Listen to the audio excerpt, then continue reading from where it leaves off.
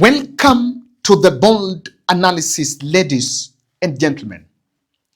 President William Ruto has been forced to pull a last-minute break on the Protest and Victims Compensation Committee that was formed after that committee was riddled by mass withdrawals and resignations 2 days after they took the oath. And in this podcast, for the first time, we'll demonstrate to you and reveal the reason why all the 18 out of the 18 members of the committee, there were 14 who actually took oath, and there were 4 technical members of that committee. Out of 18, only 8 attended the very first meeting that was organized, and after that, resignation letters were all over getting to the president. But what exactly went wrong? This is an interesting podcast just for you. Make sure you subscribe and watch to the end. But first, before we get more into those details, I want to come back and rally you once again. This month of September, I wanted us to stop, put hold to the other projects that we do so that we attend to a very critical matter for us here. And this is education. These 4 students you are seeing here are the projects that I want us to do this month. These 4 students, this is 2 who are supposed to join TVET. And they actually passed and got C+. They were supposed to join university. But because of the challenge of course, of the challenges of income, the parents reached out and they said, Kevin, can you then try basi wapeleke ata TVET? And that is 2, Mercy and Sam. So one is supposed to join Kisumu Polytechnic. The other one is supposed to join, Samuel is supposed to join Sigalagala National Polytechnic. The boy in the middle joined KMTC, and that is Mudarimi. Mudarimi joined KMTC in May, but of course at the brink of dropping due to school fees for semester 2. And we intend to support him. He's already joined, so that we can take him to semester 2, be able to cover full semester 2, and also cover the year 2 for Murimi. And the lady there, Joy, is supposed to be in Runyenjes, a girls' school in Runyenjes. Her case was very keen. I think when you guys remember, we built a house in Embu. The mother used to work in that construction site when we were building House for Faith. And at the end of that, she reached out and told us, Kevin, can you support us kulipia mtoto fees? This girl, the father who was actually taking care of her school fees, got involved in an accident. And from there, it has been a struggle. And that is why I am reaching out to you. And coincidentally, apart from Joy, who has 1 parent, and Mudarimi also have 1 parent, Mercy and Samuel are actually orphans. So that is why we are reaching out to you guys. Kidogo kidogo hujeza kibaba. We can take all of them. My plan is that by Monday, of course, we are going to send Kawira and the team to go and pay fee for the KMTC, take the guy from KMTC and the girl in Runyenjes, that is Mudarimi and Joy, to Runyenjes. And then on Tuesday, they can move and sort out Mercy and Samuel. We can do it. Kindly participate in this. What tunasema, we can pull it. And kidogo kidogo hujeza kibaba. We are looking at a budget of 300,000 so that we'll be able to support the 4. And as normally the norm, we will adopt them. Najua huku hatuachi like we did for the others. And thank you very much. Now, since President Ruto constituted the panel led by Makau Mutua, he has never responded to criticism over this move, while members of the public were reacting, asking whether the money we are saying we want to give the parents can return back life lost. And it's in his custom to respond to members of the public, especially when such matters are raised. But after forming that panel, he actually went mute about it. It is also worthy to remember that the move to form the panel was in response to the stand by Edwin Sifuna, the ODM Secretary General, that the MOU between Honorable Raila Odinga and President Ruto was not being fully implemented. So they made it to be seen as if implementing that MOU, but now things have taken a turn. Today, of course, the High Court order that put the activities of that committee to a halt is emerging at this point. And this is what Mutua was alluding to, of course, saying that this is part of the MOU, the 10-point agenda. It's a national crisis. And I want to say that this particular pact that has taken place, and you saw in March this year, the memorandum of understanding that was signed between ODM and UDA, you saw that. And you saw the 10-point agenda in that memorandum. If you look at that memorandum and those 10 points there, those 10 points respond to the most urgent issues and problems facing our country. In fact, they address the totality of the issues that the Gen Zs were concerned about. How can someone be opposed to that? Okay? There's now a committee that has been constituted, as you know very well, chaired by Professor Zani, that is looking at the implementation of that MOU.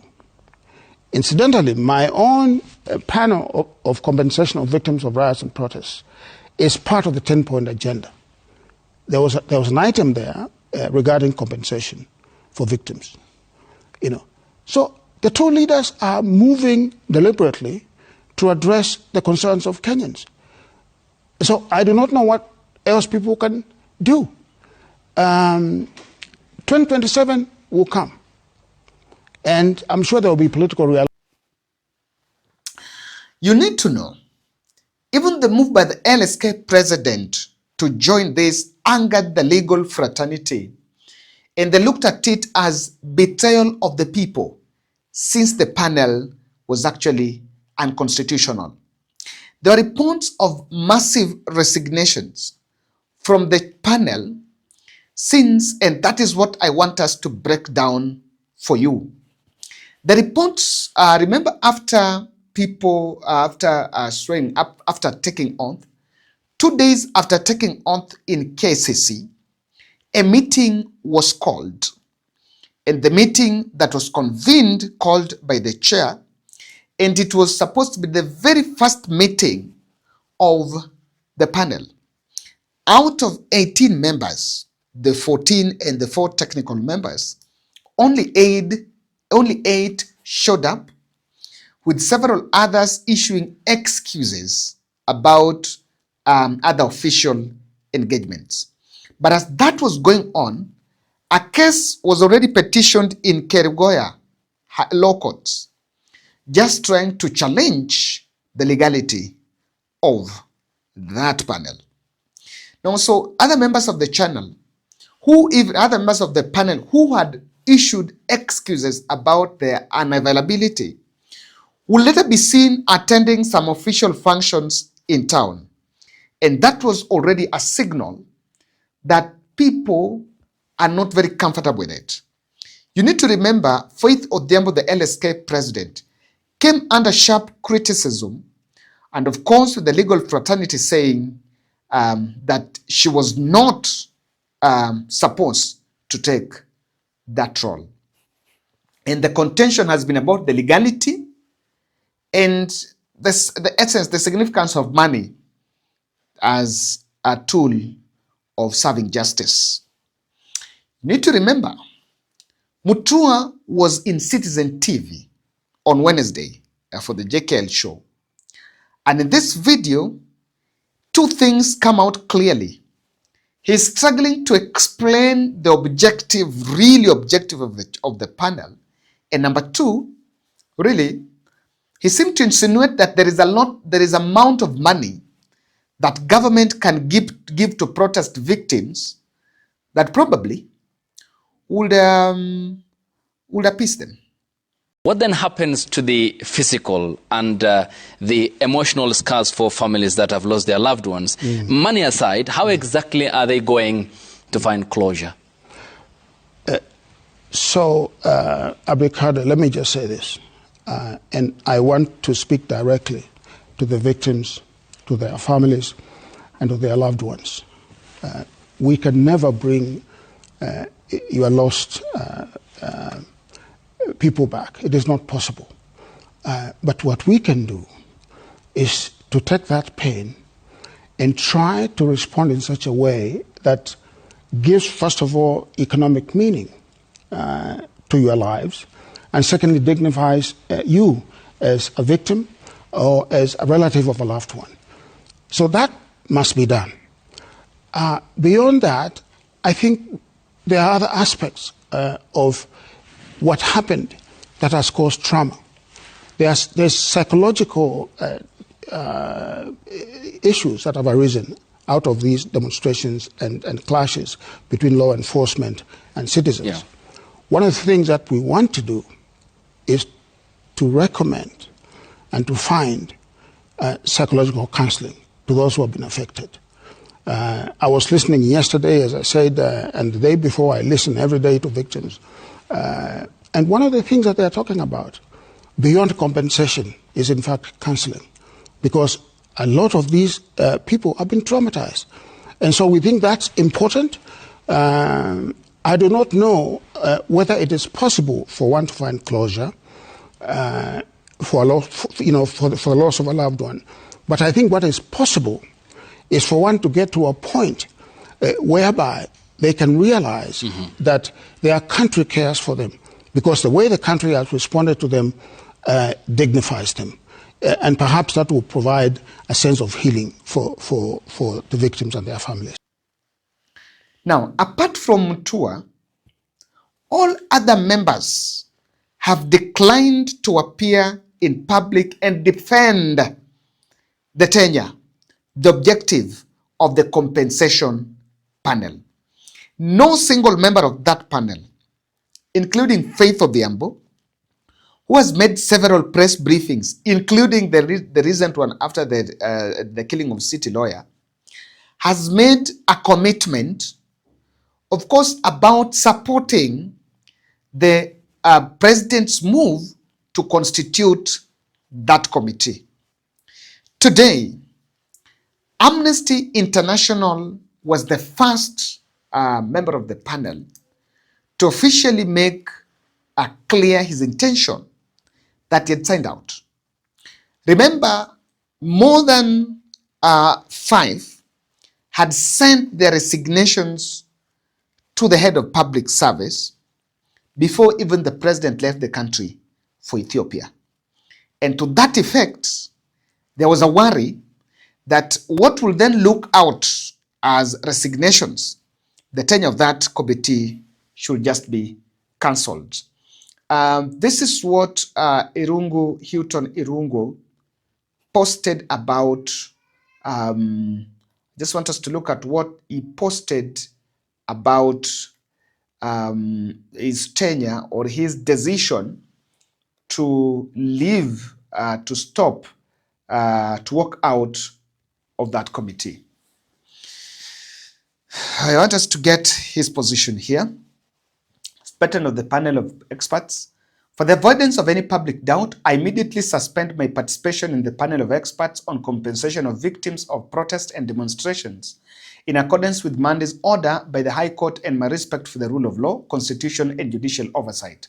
let it be understood that apart from swearing in, I have not participated in any meetings or activities with or for the panel of experts on compensation of victims in protests and demonstrations.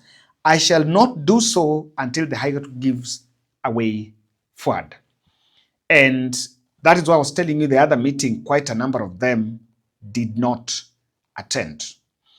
I also wanted us to look at the statement that came from Faith, because it is also here. It is in my deep, solemn patriotic duty and obligation to respect, uphold, and defend the Constitution of Kenya. Let it be clear that apart from the swearing in, I have not participated in any meetings or engagements with or for the panel of experts on compensation of victims of demonstrations and riots. The denial that I have not participated in any has come from those two loudly. If you read those two statements, there is something very similar. Each one of them is saying, in order of the High Court ruling, but also, I've not participated in any. And that's what I was telling you, there was a meeting that was called, and the report was coming out clearly. I respect the rule of law and abide by the orders given by the High Court. I would like to emphasize that I do not work for the government of Kenya nor the opposition. My call is to serve the people of Kenya and my learned colleagues at the Law Society of Kenya. To this end, I am consulting widely on this course while keeping keenly listening to the voices of victims who still suffer in search of justice. I know there are many Kenyans who are killed and injured, while others have been profiled and taken to court, other trumped-up charges. I maintain the call to ODPP to review the trumped-up terrorism charges against peaceful protesters and shifts focus on prosecuting the trigger-happy officers who were caught on camera using excessive force to undermine the right of protesters. Now, you can see that everyone is putting up explanation about it. Everyone is trying to explain himself or herself about it. And that is already telling you that people are not feeling comfortable, or rather to participate in that committee. Some observers say Ruto himself might have designed it to be that way. He knew that that panel was going to be legal. He knew that its mandate would be litigated in a court of law and it would end up being irrelevant. But because for that moment it was supposed to serve the purpose of appeasing ODM supporters that something is happening or something is going on, he decided to form the panel momentarily just to create some sort of excitement that he's doing something. Some other members of the panel that had allegedly tendered their resignations are Duncan Ojwang. I want us to get to Duncan Ojwang, Churchill Suba, Dr. John Olahuru, Dr. Francis Muraya, Fatuma Kisi, Irungu Houghton, and Faith Odhiambo. So what exactly happened? Why do you think, and I think I did that analysis and I said it here, that was President Ruto's committee, and it is a committee to authenticate and legitimize his opinion or ideas about how some things are supposed to be done in the country. And while it is supposed to be reported as a committee or a panel that is coming up with something, this is the break point. This is what went wrong. Number one, the protests regulation element. You know, this committee is supposed to come up with some legislation, a bill that would end up being presented in parliament, passed and assigned to law. And because they know the kind of audience they're dealing with, I think some members realized that Gen Zs are going to roast them. And you must also know that some significant membership of this panel have been in the trenches, in the streets, protesting. And of course, if LSK will be part of a scheme to scuttle Article 37, then that is going to set Faith Odhiambo against even the members of LSK, and it will be challenged. Apart from the protest regulation input that was targeted, the constitution of the panel, the reconstitution of the panel itself borders a lot of illegality. And I may not be shocked if the High Court in Kerugoya, I've seen panel has challenged it. The High Court in Kerugoya says, takes it to, maybe makes a decision against the Court of Appeal, the whole thing to drag in court for the last 1 year, for the next 1 year. At the end of it is not there.